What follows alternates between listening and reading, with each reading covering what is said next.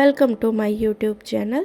આજે આપણે વિડીયોમાં જોશું ગુજરાતી કઢી બનાવવા માટે એના ઇન્ગ્રીડિયન્ટ્સ હું એ સ્ક્રીન પર બતાવ્યા છે, તો તમે જોઈ શકો છો।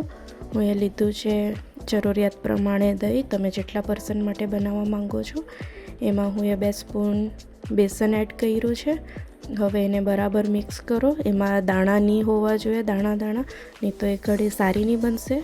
એને બરાબર મિક્સ કરતા રહો ને જો થોડી જાડી લાગતી હોય કઢી તો એમાં તમે જરૂરિયાત પ્રમાણે પાણી ઉમેરી શકો છો।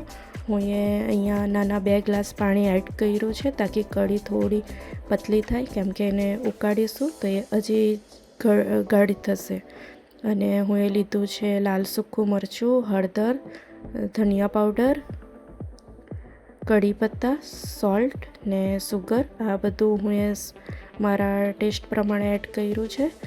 લવિંગ, કાળી મરી, ઇલાયચી આ પણ તમે એડ કરી શકો છો, જેવું તમારો ટેસ્ટ હોય એ પ્રમાણે। હવે કઢીને 2 યા 5 મિનિટ સુધી, જ્યાં સુધી ઉકાળ નહીં આવે ત્યાં સુધી એને લો ફ્લેમ પર મૂકી દો ગેસ પર। હું અહીંયા ઇન્ડક્શનનો યુઝ કર્યું છે, તો હું અહીંયા લો ફ્લેમ યુઝ કરી છે। ઇન્ડક્શન માટે વોલ્ટેજ લો રાખ્યો છે। હવે હું એને હાઈ કરીને 2 મિનિટ માટે ઉકળવા દઈશ ને જ્યાં સુધી એમાં ઉકાળ નહીં આવે ત્યાં સુધી તમે એને મિક્સ કરતા રહો, નહીં તો દહીં ને બેસન અલગ થઈ જશે, ફાટી જાય એ ટાઈપનું। તો એમાં હવે મારે અહીંયા કઢીમાં ઉકાળ આવી ગયો છે, તો હું હવે એના વઘાર માટે પ્રિપેરેશન કરીશ સાઈડ પર। ત્યાં સુધી હું હજી કઢીને લીડ કરીને 2 મિનિટ હજી હું ઉકળવા દઈશ।